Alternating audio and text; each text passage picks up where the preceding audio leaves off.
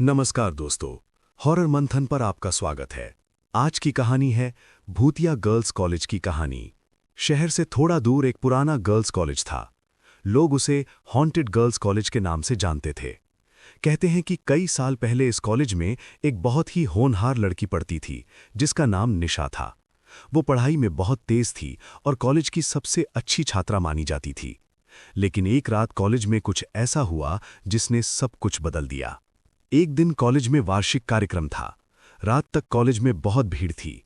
कार्यक्रम खत्म होने के बाद सभी छात्राएं और टीचर अपने घर चले गए, लेकिन निशा लाइब्रेरी में पढ़ाई कर रही थी। जब वो रात करीब 11 बजे लाइब्रेरी से बाहर निकली तो पूरे कॉलेज में अजीब सी खामोशी थी। अचानक उसे लगा जैसे कोई उसके पीछे पीछे चल रहा है। निशा ने पीछे मुड़कर देखा, लेकिन वहां कोई नहीं था। वो डर गई और जल्दी जल्दी कॉलेज के गेट की तरफ जाने लगी। तभी अचानक कॉलेज के पुराने हॉस्टल की तरफ से किसी लड़की के रोने की आवाज आने लगी। निशा ने सोचा शायद कोई छात्रा फंस गई होगी, इसलिए वो आवाज की तरफ बढ़ने लगी। जैसे ही वो हॉस्टल के अंदर गई, अचानक सभी दरवाजे अपने आप बंद हो गए। पूरा हॉस्टल अंधेरे में डूब गया। और फिर ऊपर की मंजिल से एक लड़की की धीमी आवाज आई, निशा, तुम आ गई। निशा का दिल तेज धड़कने लगा क्योंकि वो आवाज उसकी अपनी आवाज जैसी लग रही थी। जब वो धीरे धीरे सीढ़ियां चढ़कर ऊपर पहुंची तो उसने देखा कि सामने सफेद कपड़ों में एक लड़की खड़ी थी। उस लड़की का चेहरा बिल्कुल निशा जैसा ही था। निशा डर के मारे पीछे हटने लगी। तभी वो लड़की अचानक जोर से हंसने लगी और बोली, ये कॉलेज अब हमारा है। जो भी यहां रात में आता है वो कभी वापस नहीं जाता। अगले दिन कॉलेज के गार्ड को हॉस्टल के अंदर निशा का बैग और किताबें मिली, लेकिन निशा कभी नहीं मिली।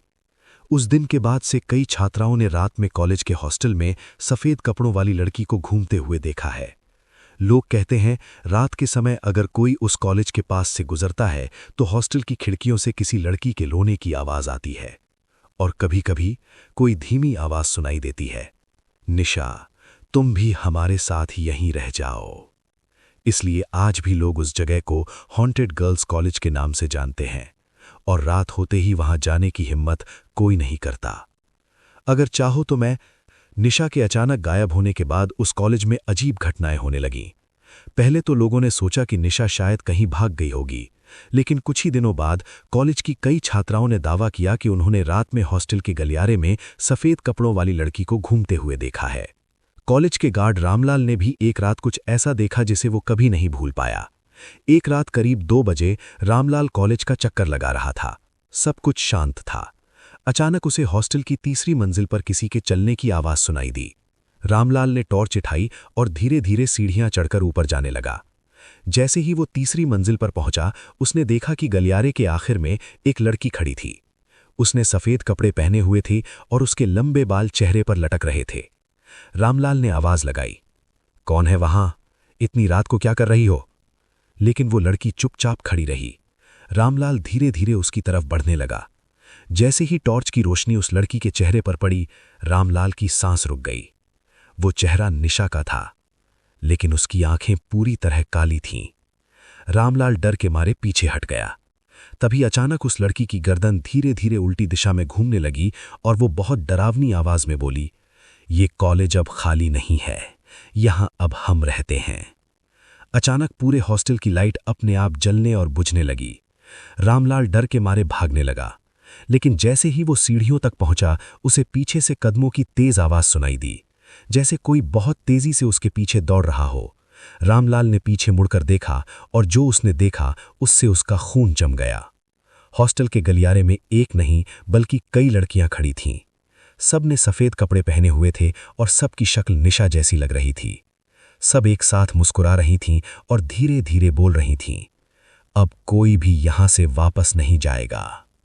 अगली सुबह गार्ड रामलाल बेहोशी हालत में कॉलेज के गेट के पास मिला। जब उसे होश आया तो उसने कांपते हुए सिर्फ एक ही बात कही, हॉस्टल में सिर्फ एक भूत नहीं है, वहां पूरी लड़कियों की आत्माएं रहती हैं।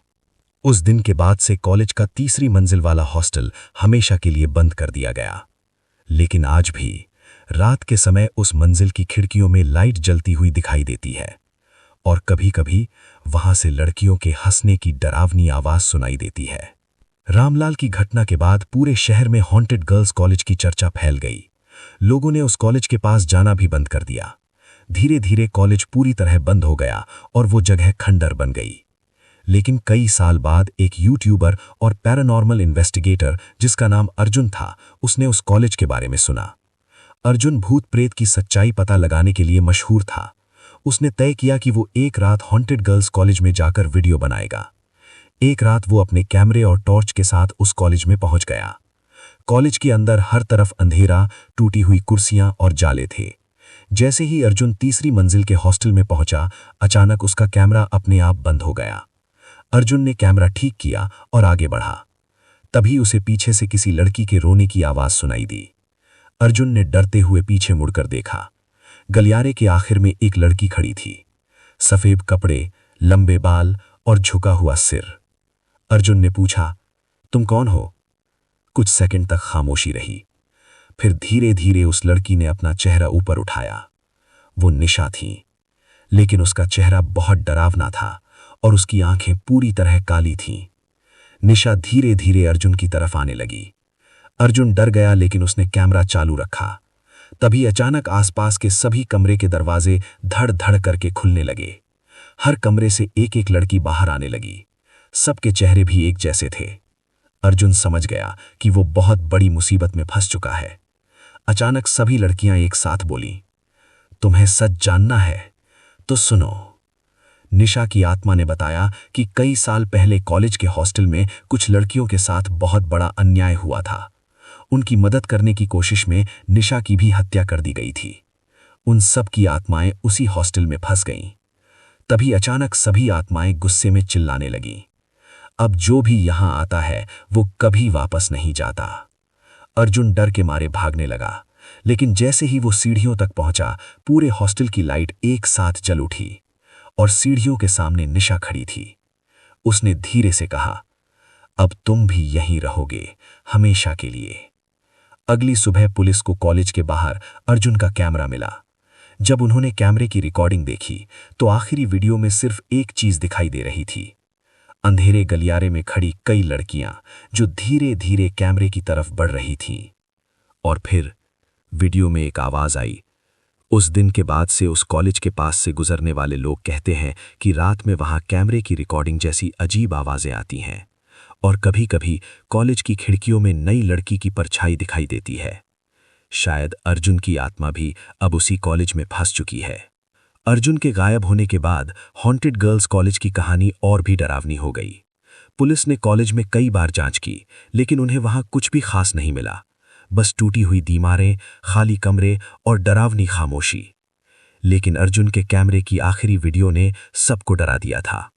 उस वीडियो को देखने के बाद पुलिस ने फैसला किया कि उस हॉस्टल की तीसरी मंजिल को हमेशा के लिए बंद कर दिया जाएगा। कुछ दिनों बाद मजदूर आए और पूरे हॉस्टल को लोहे की मोटी चेन और ताले से बंद कर दिया गया। सबको लगा कि अब सब खत्म हो गया, लेकिन असली डरावनी घटना अभी बाकी थी। जिस रात हॉस्टल को बंद किया गया, उस रात शहर के कई लोगों ने एक अजीब चीज देखी। कॉलेज की तीसरी मंजिल की खिड़कियों में अचानक लाइट जलने लगी, जबकि वहां बिजली का कनेक्शन सालों पहले काट दिया गया था। और फिर हॉस्टल के अंदर से लड़कियों के जोर जोर से हंसने की आवाजें आने लगीं। पास के एक आदमी ने डरते हुए अपने मोबाइल से वीडियो रिकॉर्ड करना शुरू किया। वीडियो में साफ दिखाई दे रहा था कि तीसरी मंजिल की खिड़की में कई लड़कियों की परछाइयां खड़ी थीं और उनमें से एक लड़की कैमरा पकड़े हुए थी। वो बिल्कुल वैसा ही कैमरा था जैसा अर्जुन के पास था। कुछ सेकंड बाद सभी परछाइयां धीरे धीरे खिड़की के पास आईं और फिर एक लड़की ने खिड़की से बाहर देखकर मुस्कुराते हुए कहा, अब ये कॉलेज हमेशा हमारा रहेगा। अचानक पूरी बिल्डिंग में तेज हवा चलने लगी और खिड़कियां अपने आप धड़ाम धड़ाम करके बंद होने लगीं। उस रात के बाद से किसी ने भी उस कॉलेज के पास जाने की हिम्मत नहीं की। आज भी लोग कहते हैं कि अगर कोई रात के समय हॉन्टेड गर्ल्स कॉलेज के पास से गुजरता है तो तीसरी मंजिल की खिड़की में एक लड़की कैमरा लेकर खड़ी दिखाई देती है और कभी कभी वो धीरे से हाथ हिलाकर बुलाती है, जैसे कह रही हो, अंदर आओ, हमारी कहानी अभी खत्म नहीं हुई। लेकिन शहर के लोग जानते हैं, जो भी उस कॉलेज के अंदर गया वो कभी वापस नहीं आया। दोस्तों, आज की कहानी यहीं खत्म होती है। हम आपके लिए सच्ची हॉरर कहानी लाते रहेंगे। आपसे एक रिक्वेस्ट है, आप हमारे चैनल को सब्सक्राइब जरूर करें।